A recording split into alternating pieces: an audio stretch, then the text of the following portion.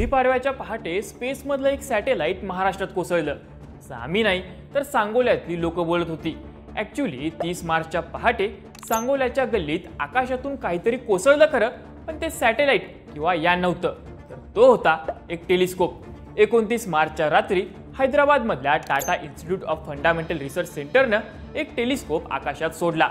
हा टेलिस्कोप 25 ते 30 किलोमीटर उंचीवरून आकाशातल्या ताऱ्यांसंबंधित स्पेस ऑब्झर्वेशन स्टडी करत होता. स्टडी पूर्ण झाल्यानंतर या टेलिस्कोपला पॅराशूटच्या मदतीने हैदराबादच्या ठरलेल्या लँडिंग एरियामध्ये पहाटे 6 पर्यंत लँड करण्यात येणार होतं. पण लँडिंगच्या थोड्या वेळ आधीच अचानक हवेचा प्रेशर वाढला आणि पॅराशूट सोबतच हा टेलिस्कोप डायरेक्ट महाराष्ट्रातल्या सांगोल्यात येऊन आदळला. यातला मेन टेलिस्कोप आणि एक पॅराशूट सांगोल्यातल्या खडतरे गल्लीमध्ये कोसळलं, तर दुसरं पॅराशूट इथून 8 किलोमीटर अंतरावर असलेल्या खारवटवाडीमध्ये सापडलं. अर्धा टन वजनाचे 2 पॅराशूट आणि 1 टन वजन असलेल्या टेलिस्कोपच्या या क्रॅशमध्ये लकीली कोणतीही जीवितहानी झाली नाही, पण इथल्या रस्त्यावर असलेल्या गाड्यांचा मात्र चकनाचूर झाला.